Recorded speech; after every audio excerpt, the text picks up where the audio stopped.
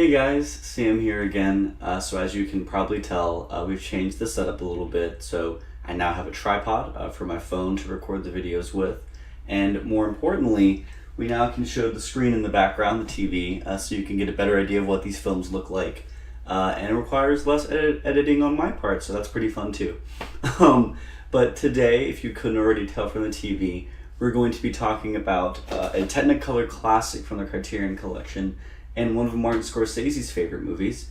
It is number 44 in the collection, The Red Shoes, from Michael Powell and Emmerich Pressburger.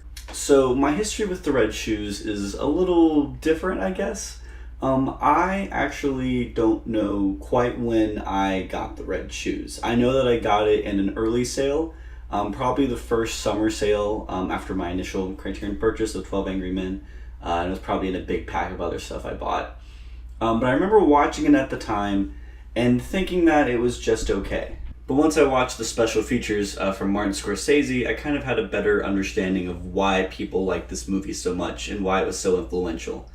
But I never watched it again after that, and that's why I was so excited to watch it this time for this series. And I have to say, my opinion really has changed on it. I've really fallen in love with this movie. And so The Red Shoes tells the story of three creatively strong-willed people. You have Victoria, who is this up-and-coming ballerina dancer that sort of believes that dance is her whole life, that this is her dream, her mission in life is to dance and be the greatest dancer.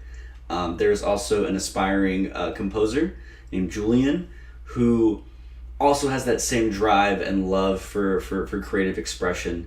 And then you have Lermontov, who is who's the head of this prestigious dance company that sort of brings them on haphazardly, almost as a second thought. And Julian and Victoria are thrust into this world of professional dance. But then eventually Lermontov decides to test out their skills and tasks Julian with writing a musical or a ballet based off of the fairy tale The Red Shoes. Julian furiously works on it, and eventually Lermontov decides that Victoria should be the one to lead the production and be the lead actress in the play, or in the ballet.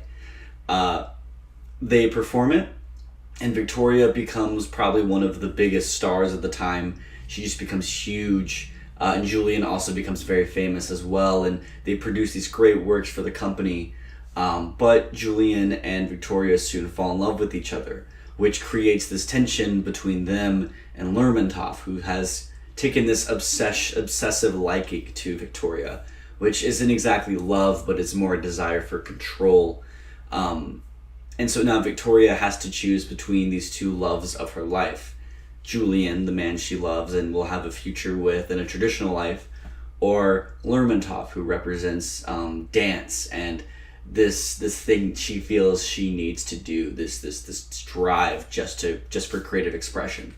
And I think the best place to start with on The Red Shoes would be on the cinematography, which is absolutely gorgeous. There are so many shots in this film that look like paintings or could become fantastic computer wallpapers, right? It's just a gorgeous looking film. I mean, you can see the colors, they pop, they're vibrant. It's insane this movie came out in the 40s, and yet it's still more colorful and exciting and engaging visually than many films that come out today. And I think that's the magic of not only Technicolor, but of Powell and Pressburger, who are masters of Technicolor and getting the most out of these shades of the color spectrum. And a lot of credit has to also be given to Criterion for their transfer, which there's a lot of special features and a lot of time dedicated to how difficult this process was, where they essentially would take 3 strips of film, which all represented 3 different colors, and then they had to painstakingly restore each of them and then put them together and make sure they worked and restore it again from there. And the work shows. It's a gorgeous film that, you know, even on today's TV screens at 4K monitors and everything, it's still an eye-popping movie. And while the visuals are incredible, they would be nothing without the main performances and the themes of the film, which are incredibly strong. I'm going to make sure I get these actors' names right, but the actor that plays Lermontov, Anton Walbrook, is incredible. The character is inherently manipulative and like abusive and just a very like posh person, extremely unlikable person. But Lermontov is able to, or Lermontov, Walbrook is able to add this weird sense of humanity and sympathy to the character. And there's a lot of quiet moments with him where you really get a sense of who he is and what he's all about. And while I don't necessarily like him by the end, I feel like I understand him and do feel some sympathy for him and his position.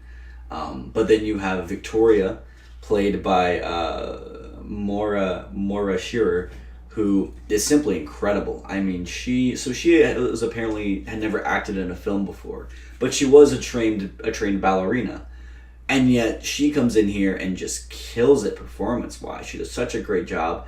She has these iconic expressions. I mean, that's where the cover comes from, right? It's this face here.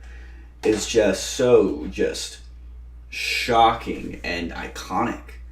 And well, it helps that she's a trained ballerina because she helps to make the ballet sequence, which is this 15-minute scene where you're basically watching the entirety of the Red Shoes, which is probably one of the greatest dance sequences ever put to film, and a few things have topped it, because it is a sequence that not only has incredible choreography and performances and music and all of that, but it fully understands that this is a movie, this is a film, and they can get very abstract and metaphorical with the imagery. It does a lot of experimental colors and effects and just all of this craziness happening, and it's just incredible. I mean, it's right in the center of the film. It's the vocal point, and it sort of foreshadows the future events of the film. But it's just an incredible sequence, and it's honestly worth watching the whole movie just for that scene alone. And it's the reason why it stood the test of time and has made the Red Shoes still relevant today.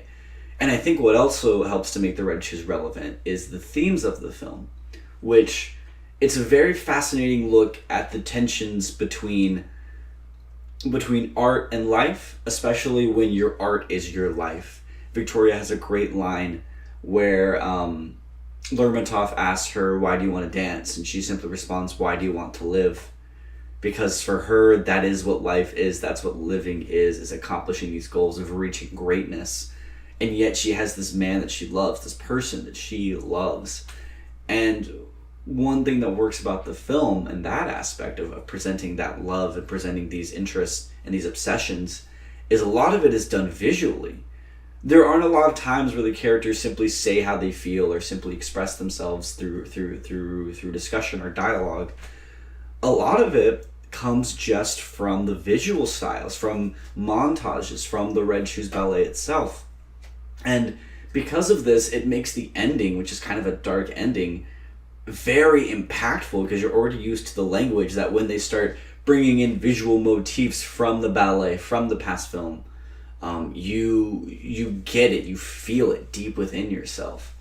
It's incredibly impactful, and it's not. I find it rare for films from so long ago, from the 40s, 30s, to have as deep of an impact as they once did, since everything has stolen from them.